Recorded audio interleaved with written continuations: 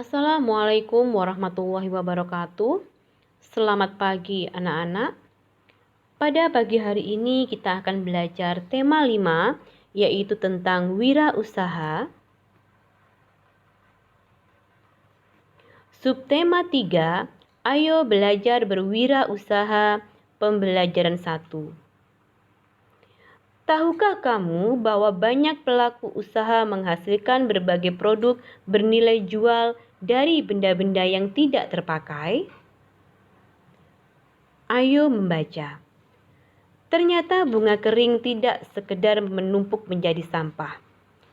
Ibu Made, seorang pelaku wirausaha, memanfaatkan bunga kering menjadi aneka produk pewangi. Kreativitas yang membuahkan hasil. Rangkaian bunga kering buatan Ibu Made Yuliani memenuhi etalase di rumahnya. Indah dipandang dengan aroma semerbak memenuhi ruangan.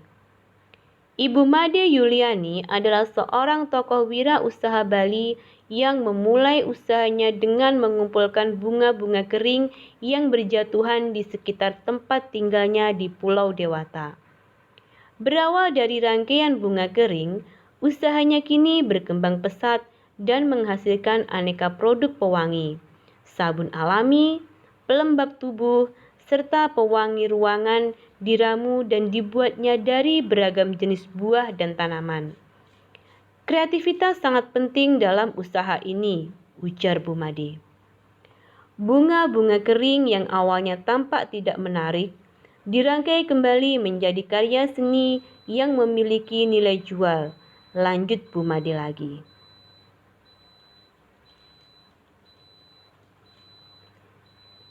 Pelanggan produk yang dihasilkan oleh Ibu Made Yuliani tidak hanya berasal dari dalam negeri, namun banyak yang berasal dari mancanegara.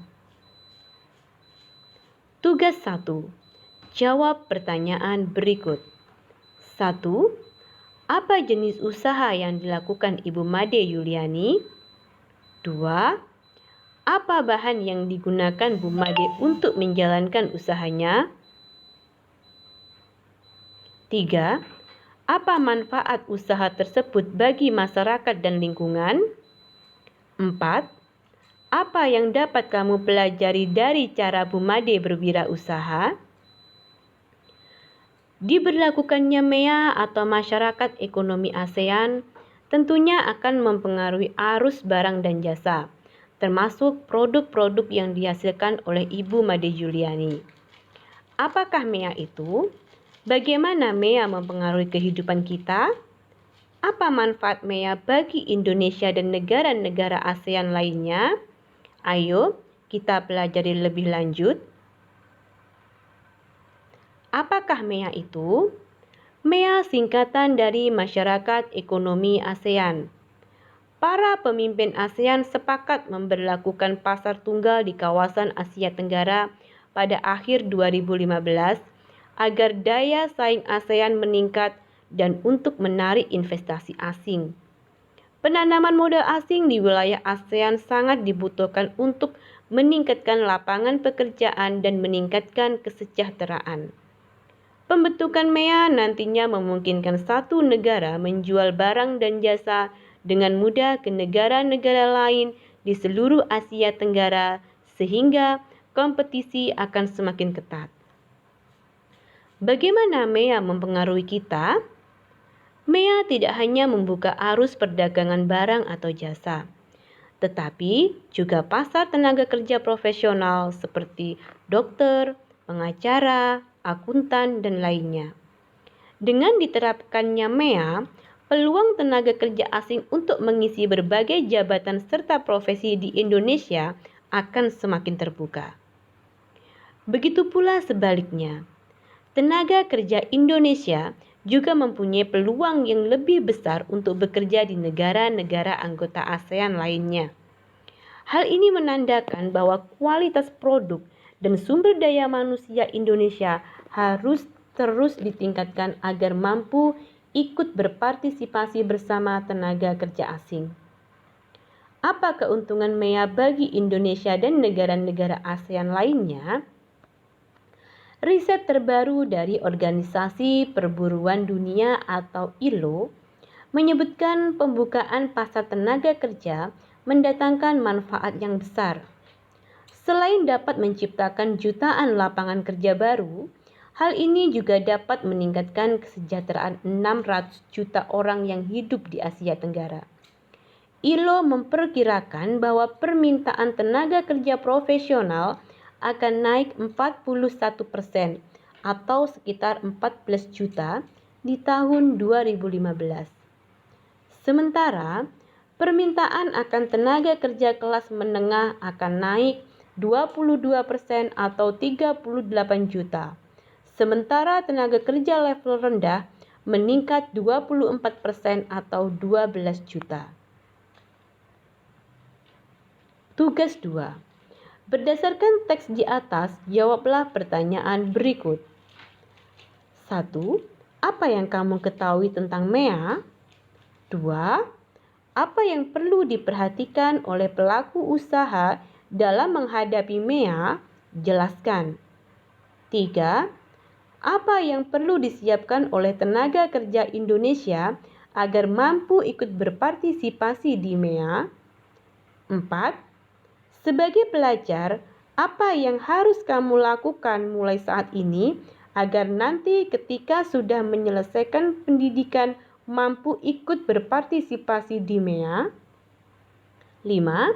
Apa manfaat MEA bagi Indonesia dan negara-negara ASEAN lainnya? MEA juga akan membuka peluang bagi usaha kecil dan menengah untuk berkembang. Salah satu contohnya adalah dengan membuat cendera mata untuk wisatawan. Perhatikan cendera mata dari magnet berikut. Cendera mata di atas dapat kamu tempelkan di pintu kulkas. Apakah pintu kulkas termasuk benda magnetis atau benda non-magnetis? Mengapa? Di mana lagi kamu dapat menempelkan cendera mata di atas? Jelaskan. Perdagangan di pasar bebas MEA akan meningkatkan arus barang dan jasa. Tahukah kamu bahwa banyak usaha kecil dan menengah mengirim barang-barang mereka kepada konsumen menggunakan jasa kurir? Sebelum barang dikirim kepada konsumen, biasanya penjual mengisi formulir terlebih dahulu. Perhatikan contoh formulir pengiriman barang untuk dalam negeri berikut. Tugas 3.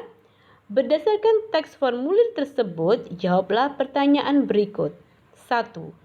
Apa saja informasi penting yang tercantum dalam pengiriman barang? 2. Mengapa kita perlu mencantumkan kode pos dalam formulir pengiriman barang? 3. Apa yang terjadi jika alamat penerima barang tidak ditulis dengan lengkap? Jelaskan. 4. Mengapa kita perlu mencantumkan nomor telepon pengiriman dan penerima dalam formulir tersebut? Formulir tersebut hanya merupakan salah satu contoh formulir pengiriman barang. Setiap lembaga atau perusahaan dapat membuat formulir dengan data dan format yang berbeda. Demikianlah materi dan tugas tema 5, subtema 3, pembelajaran 1. Silahkan kalian kerjakan tugas kalian di buku tugas. Selamat belajar, tetap semangat. Wassalamualaikum warahmatullahi wabarakatuh.